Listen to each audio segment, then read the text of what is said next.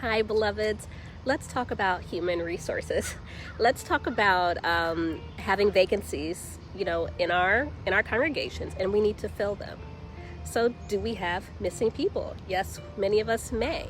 And I keep in mind, and ask you to keep in mind, that finding qualified people is actually not the problem.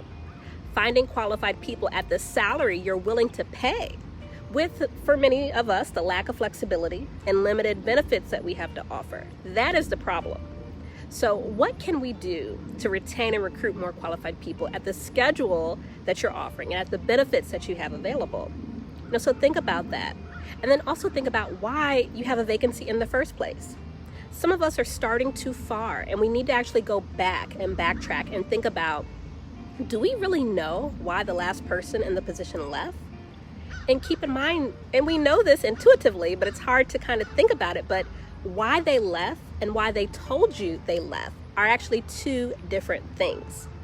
So if you didn't create an environment with trust, you may never know the truth. And if you didn't offer space and non-threatening communication about their job satisfaction, then you may never know what the answer to that question is. And knowing why can be a huge help, but it's not 100% necessary, but it's very, very helpful.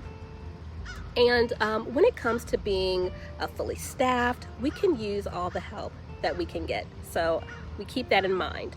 And I think it's important that we have these open feedback loops so that it's normal and it feels okay to talk about these things, to talk about how satisfied we are at work. I love to talk about stay interviews. That's a really good way to have that open communication gap.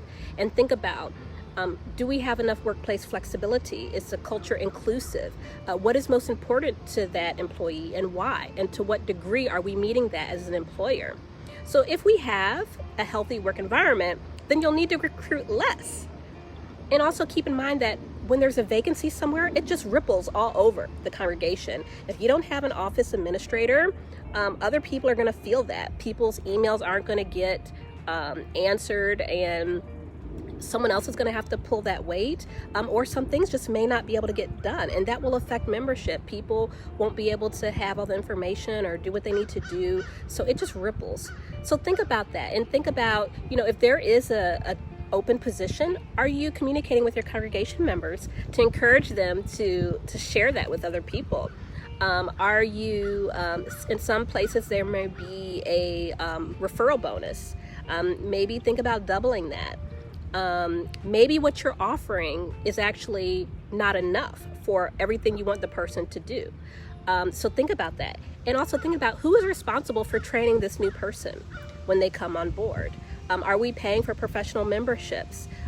Maybe considering how might we increase pay? And if not, what else can be increased, like benefits or continuous learning or something called social awards? How can we just recognize people?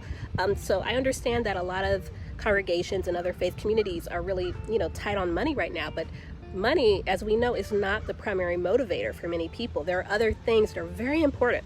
Now, money does matter, absolutely.